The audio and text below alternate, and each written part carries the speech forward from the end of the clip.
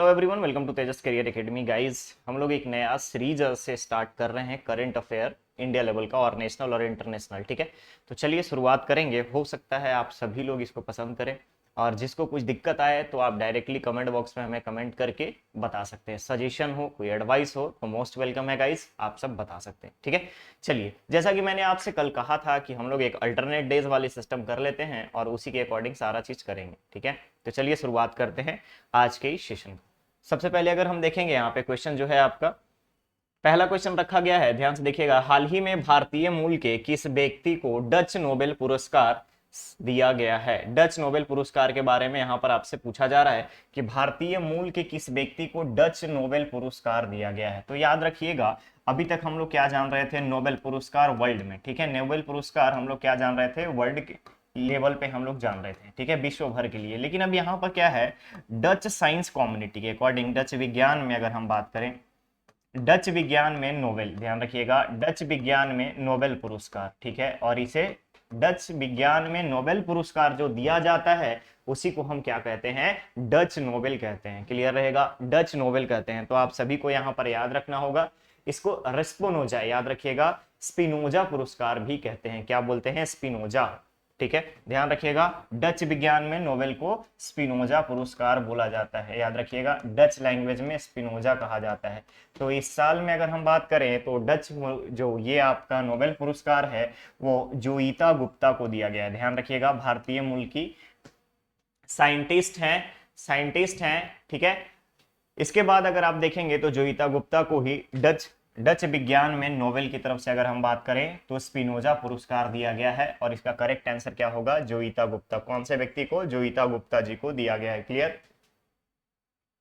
अगला क्वेश्चन है, किस देश ने भारतीय क्षेत्र के माध्यम से बांग्लादेश को जल विद्युत निर्यात करने के लिए एक समझौते पर हस्ताक्षर किया है? तो ध्यान रखिएगा कि जैसे रिसेंटली हम लोगों ने देखा था कि इंडिया जो है बांग्लादेश को, ध्यान रखिएगा, अपने पड़ोसी देश बांग्लादेश को 200 इलेक्ट्रिक बस पास किया है। ठीक है, 200 इलेक्ट्रिक बस दिया है। इसके अलावा डिफरेंट टाइप के, यानी कि अडानी पावर ने वहां पर, ध्यान रखेंगे आप, अडानी पावर ने वहां पर अपना क्या किया है? Electric hydro power electric generation unit लगाया है और बांग्लादेश में इलेक्ट्रिसिटी सप्लाई को कंप्लीट करने के लिए एमओयू किया है। सेम इसी तरीके से बांग्लादेश में ही नेपाल जो है भारतीय क्षेत्र से होते हुए, नेपाल क्या है? भारतीय क्षेत्र, इंडिया के टेरिटरी से होते हुए, भारत क्षेत्र से होते हुए बांग्लादेश तक इलेक्ट्रिक सप्लाई यूनिट की अगर हम बात करें तो ध्यान रखिएगा, जल विद्युत निर्यात करने का समझौता किया है। और हाल ही में आपको याद भी रखना होगा ये भी चीज कि प्रधानमंत्री नेपाल के प्रधानमंत्री पुष्प कमल दहल प्रचंड जो हैं वो अभी भारतीय दौरे पे हैं, 2 दिवसीय भारतीय दौरे पे थे और उन्होंने ही ये घोषणा की है। तो यहां पर पूछा जा रहा था कि कौन से कंट्री ने बांग्लादेश में जल विद्युत निर्यात करने के लिए समझौता किया है? तो करेक्ट ऑप्शन हो जाएगा यहां पर आपका बी, दैट इज नेपाल। ठीक है, क्लियर रहेगा। चलिए, अगला क्वेश्चन है, भारतीय रिजर्व बैंक द्वारा देश में वित्तीय समावेशन को बढ़ावा देने की दिशा में किस डैशबोर्ड को लॉन्च किया गया है? तो वित्तीय समावेशन क्या है? ध्यान रखिएगा, फाइनेंशियल इंक्लूजन,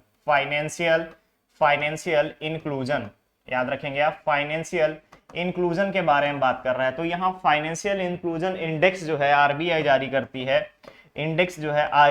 करती है, और इसमें 3-4 चीजों को बहुत अच्छे से, 3 चीजों को टारगेट किया जाता है। कौन सा? यूजेज को, ध्यान रखिएगा, यूजेज को, एक्सेस को और क्वालिटी को। ठीक है, ये 3 मानक पैमाने हैं, स्टैंडर्ड है। इन्हीं स्टैंडर्ड पे फाइनेंशियल इंक्लूजन एफआई इंडेक्स जारी किया जाता है आरबीआई के द्वारा। और हाल ही में वित्तीय समावेशन को बढ़ावा देने के लिए भारत के क्षेत्र में वित्तीय समावेशन देने के लिए अंतर्दृष्टि नाम का डैशबोर्ड लॉन्च किया गया है। क्या लॉन्च किया गया है? डैशबोर्ड लॉन्च किया गया है जिसका नाम है अंतर्दृष्टि। याद रहेगा आपको, अंतर्दृष्टि डैशबोर्ड लॉन्च किया गया है। किसके द्वारा?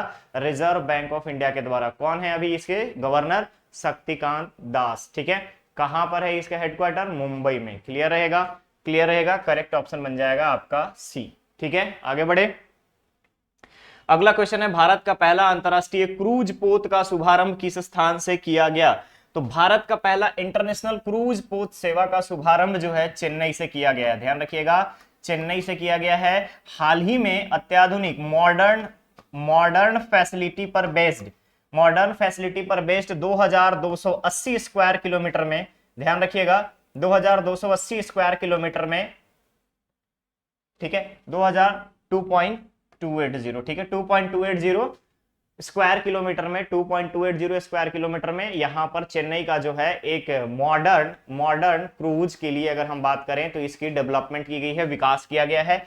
कितने पैसे लगाए गए इसमें? 17 करोड़ के आसपास से खर्च करके। और ये जो अंतरराष्ट्रीय क्रूज है कहां तक जाएगी? ये तमिलनाडु से होते हुए श्रीलंका तक जाएगी। ध्यान रखिएगा श्रीलंका तक का पर्यटन क्षेत्र में, पर्यटन के लिए यहां पर अगर आप देखेंगे तो पर्यटन का टारगेट रखा गया है, जिसमें श्रीलंका के 3 बंदरगाह शामिल होंगे, हम्बनतोटा, श्रीमंगला और एक किंत्राकुली, ठीक है ये 3 आपके यहां पर शामिल होंगे, ठीक है क्लियर रहेगा।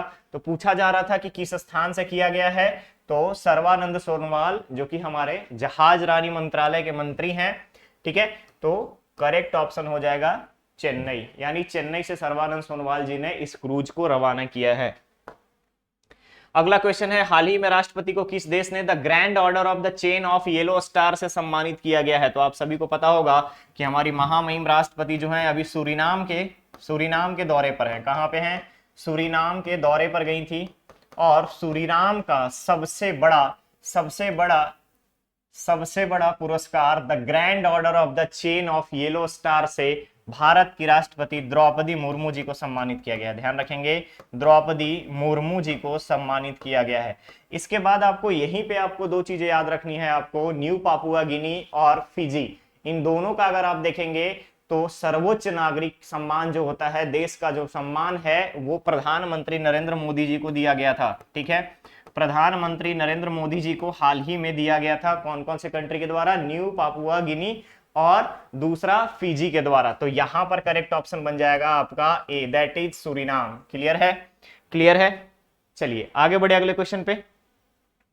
हाल ही में चर्चित कखावका, ध्यान रखिएगा हाल ही में चर्चित कखोवका डैम का संबंध निम्नलिखित में से किससे है? तो आप सभी को पता होगा कि रशिया यूक्रेन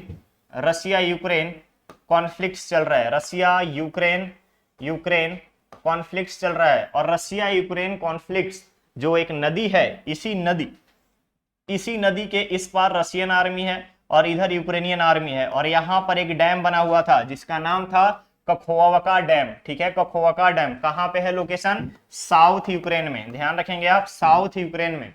अब साउथ यूक्रेन में ये डैम जो है ब्रेक हो गया है, ये डैम जो है टूट गया है, और टूटने के कारण साउथ यूक्रेन के ही 22,000 से ज्यादा आबादी बाढ़ के चपेट में आ गई है। क्लियर है?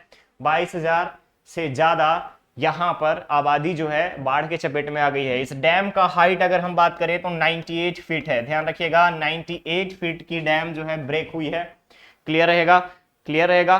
कौन सी नदी है? तो नदी आपको याद रखना है विप्रो नदी। कौन सी नदी? निप्रो नदी, ठीक है निप्रो नदी, निप्रो रिवर पे, ठीक है निप्रो रिवर पे ये डैम था और ये ब्रेक कर गया है। तो पूछा जा रहा था कि इस डैम का संबंध किस देश से है? करेक्ट ऑप्शन हो जाएगा बी, दैट इज यूक्रेन, ठीक है दैट इज यूक्रेन। अभी तक चल रहा है 2022 के जनवरी से ये कॉन्फ्लिक्ट स्टार्ट हुआ था, रशिया यूक्रेन टेंशन स्टार्ट हुआ था, वॉर स्टार्ट हुआ था, तब से कंटिन्यू अभी तक चल रहा है।